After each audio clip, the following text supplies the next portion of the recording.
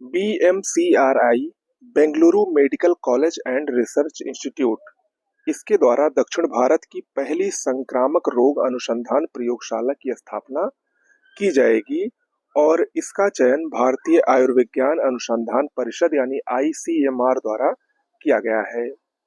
ये institute bacteriology, mycology यानी कवक और पैरासिटोलॉजी यानी उष्णकटिबंधीय रोगों के लिए जिम्मेदार जो परजीवी होते हैं, इन 3 क्षेत्रों का अध्ययन इस इंस्टीट्यूट द्वारा किया जाएगा। तो कहाँ पर?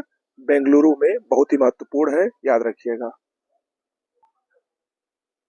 सर्बानंद सोनोवाल केंद्रीय बंदरगाह, नौवहन और जलमार्ग मंत्री हैं। ये 11 जनवरी 2025 को असम के काजीरंगा में राष्ट्रीय नदी यातायात और नेविगेशन प्रणाली यानी NRT एंड NS का शुभारंभ इन्होंने किया। और ये योजना जो चलाई जा रही है, ये राष्ट्रीय जलमार्गों की सुरक्षा और दक्षता बढ़ाने के उद्देश्य के लिए चलाई जा रही है। भारत ने अगले 5 वर्षों में खाद्य और पेय पदार्थ, कृषि और समुद्री उत्पादों से $100 बिलियन के निर्यात का लक्ष्य रखा है।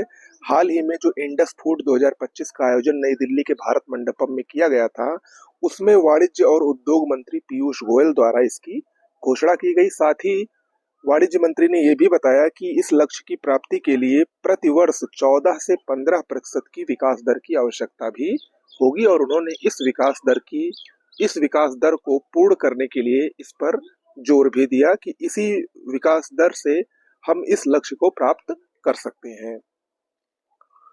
2024 ये सबसे गर्म वर्ष रहा। कोपरनिकस क्लाइमेट चेंज सर्विस की एक रिपोर्ट आई है, उसमें बताया गया है कि वर्ष 2024 अब तक के इतिहास का सबसे गर्म वर्ष रहा। पृथ्वी ने 2024 में पहली बार 1.5 डिग्री सेल्सियस की सीमा को पार किया है। 2024 में वैश्विक तापमान जो रहा वो 15.1 डिग्री सेल्सियस रहा। 22 जुलाई 2024 ये पूरे वर्ष का सबसे गर्म दिन रहा, जब वैश्विक तापमान 17.16 डिग्री सेंटीग्रेड दर्ज किया गया। ओके, वहीं समुद्र सतह का भी तापमान इतिहास का सबसे उच्च वार्षिक औसत तापमान रहा, वो था 20.87 डिग्री सेंटीग्रेड। ओके, तो ये सब आंकड़े याद रखिएगा। आज के लिए इतना ही। बहुत बहुत धन्यवाद।